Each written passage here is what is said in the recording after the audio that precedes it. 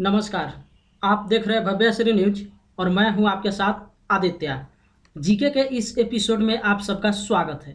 जैसा कि आपको मालूम है कि इस एपिसोड में हम आपके लिए मोस्ट इम्पोर्टेंट सामान्य ज्ञान लेकर आते हैं। चाहे आप केबीसी की तैयारी कर रहे हैं या फिर अदर किसी भी आप कंपटीशन की तैयारी कर रहे हैं, हर एग्जाम के लिए महत्वपूर्ण सामान्य ज्ञान इस एपिसोड में हम आपके लिए सेलेक्ट करके दिखाते हैं।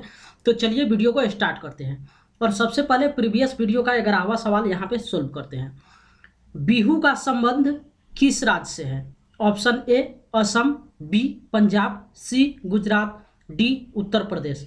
तो बिहू का संबंध जो है वो असम राज्य से है। तो ये आप याद रखिएगा, ये क्वेश्चन जो है कई बार पूछा जाता है। बिहू का संबंध किस राज्य से है? तो वो असम राज्य से है। चलिए आज का एपिसोड यहाँ से स्टार्ट करते हैं और पहला सवाल आप स्क्रीन पे देखिए। निफे शब्द किससे संबंधित है? ऑप्शन ए कंप्यूटर से, बी आवर्त सारणी से, सी पृथ्वी के कोर से और डी पृथ्वी के प्रॉपर्टी से। तो इसका करेक्ट आंसर हो जाएगा ऑप्शन सी, यानी कि पृथ्वी के कोर से। निफे शब्द जो है वो पृथ्वी के कोर से संबंधित है। अच्छा, कैसे? इसका लॉजिक भी आप समझ लीजिए, आपको याद रखने की जरूरत नहीं है। निफे जो आप यहाँ पे देख रहे हैं, निफे लिखा हुआ है, इसको इंग्लिश में NIFE लिखा जाता है। ठीक है, निफे शब्द एक रासायनिक नाम है जिसे NIFE लिखा जाता है। ठीक है, जहां Ni का मतलब निकेल हो जाता है और Fe का मतलब फेरस हो जाता है। ठीक है, तो निफे जो है पृथ्वी के कोर से संबंधित है। दूसरा सवाल आप यहाँ पे देखिए, निम्न में से किसने पहली बार कहा कि पृथ्वी गोल है? मोस्ट इंपॉर्टेंट, कई बार पूछा गया है क्वेश्चन। निम्न में से किसने पहली बार कहा कि पृथ्वी गोल है? Option A Aristotle, B Kepler, C Copernicus और डी इनमें से कोई नहीं। तो इसका करेक्ट आंसर हो जाएगा इनमें से कोई नहीं। पृथ्वी गोल है ये पहली बार पाइथागोरस ने कहा था। ठीक है, ये आपको याद रखना है। सबसे पहले किसने कहा था कि पृथ्वी गोल है? तो वो पाइथागोरस ने कहा था कि पृथ्वी गोल है।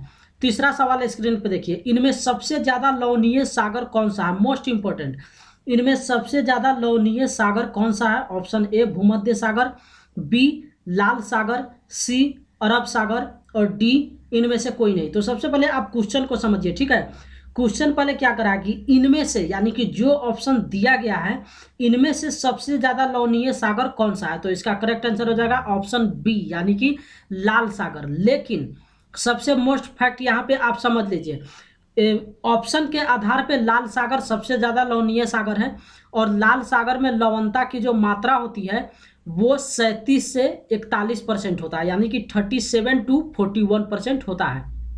जबकि अगर आपसे पूछा जाए कि सबसे ज्यादा लवणीय सागर कौन सा है, सबसे ज्यादा लवणीय सागर कौन सा है, और अगर उस ऑप्शन में आपको मृत सागर मिल जाए तो आपको सेलेक्ट करना है मृत सागर। विश्व की अगर बात करें तो सबसे ज्यादा लवणीय वाला जो सागर है वो मृत सागर है। तो यहाँ पे मृत सागर का ऑप्शन नहीं है, इसलिए लाल सागर हम यहाँ पे सेलेक्ट किए हैं, चूंकि मृत सागर के बाद जो है लाल सागर में सबसे ज्यादा यहाँ पे लवण की मात्रा पाई जाती है। लेकिन अगर आपको ऑप्शन में मृत सागर मिले तो मृत सागर को सिलेक्ट कर देना है। चलिए यहाँ पे चौथा सवाल देखिए, महान दार्शनिक प्लेटो किस देश के निवासी थे? ऑप्शन ए फ्रांस, बी चीन, सी ग्रीस और डी मिस्र।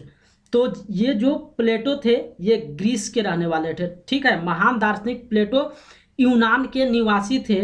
और सबसे बड़ा फैक्ट यहाँ पे समझ के एक निकल कर आता है, उसको भी आप समझ लीजिए, कई बार ये पूछा भी गया है कि जो प्लेटो थे इनकी रचनाएं द लॉज, क्या द लॉज तथा रिपब्लिक काफी प्रसिद्ध है। ठीक है, तो कई बार आपसे पूछा जाए कि द लॉज या फिर रिपब्लिक जो है किसकी रचना है, तो ये प्लेटो की रचना है।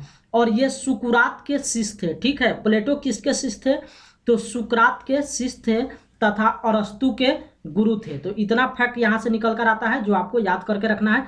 चलिए यहाँ पे पांचवा सवाल स्क्रीन पे देखिए, समाजवाद मूलतः किसका आंदोलन है? मोस्ट इंपोर्टेंट ये सामान्य ज्ञान।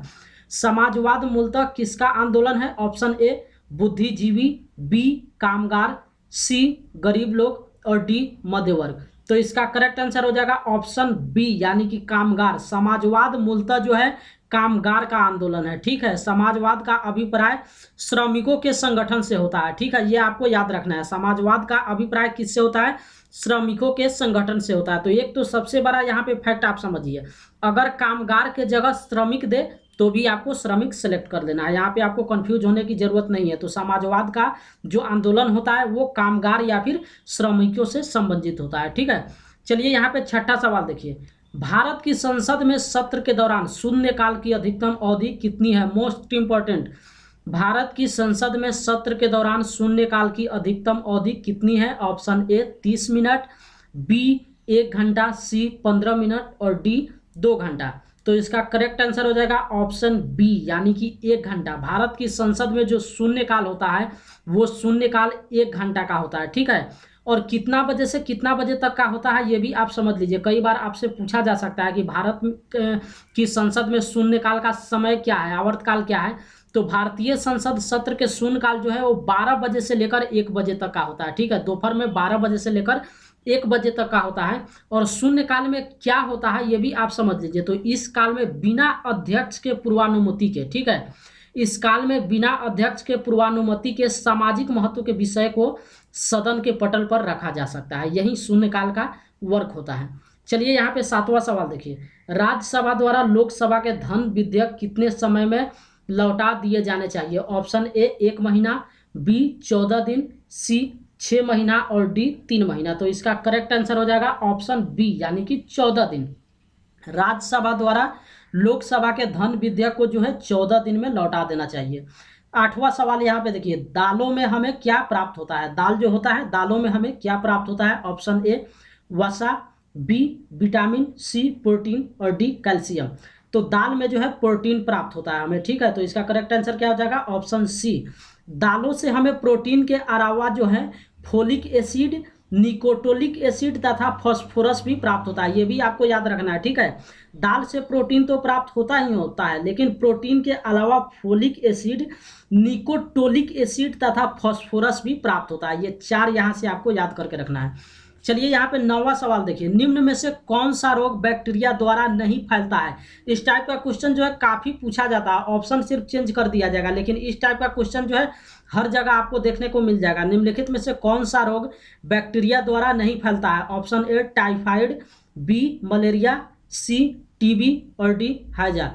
तो इसका करेक्ट आंसर हो जाएगा ऑप्शन बी, यानी कि मलेरिया। मलेरिया एक ऐसा रोग है जो बैक्टीरिया के द्वारा नहीं फैलता है। ठीक है, और मलेरिया रोग कैसे होता है ये भी आप समझ लीजिए। तो मलेरिया नामक रोग जो है वो पाल्जेमेडियम द्वारा, यानी कि ठीक है, पाल्जेमेडियम नामक प्रोटोजोआ के द्वारा होता है। मलेरिया नामक जो रोग है पाल्जेमेडियम नामक प्रोटोजोआ के द्वारा होता है, और यह एनोफिलीज मच्छर के काटने से फैलता है। कई बार पूछा जा सकता है कि मलेरिया रोग जो है किसके कारण होता है? तो एनोफिलीज मच्छर के काटने से होता है। चलिए यहाँ पे 10वां सवाल देखिए और इस वीडियो का आखिरी सवाल, प्रसिद्ध उपन्यास द गाइड किसने लिखा था? मोस्ट इंपॉर्टेंट, प्रसिद्ध उपन्यास द गाइड किसने लिखा था? Option A Chetan Bhagat, B R K. Narayan, C Arundhati Roy और डी सत्यजीत रे।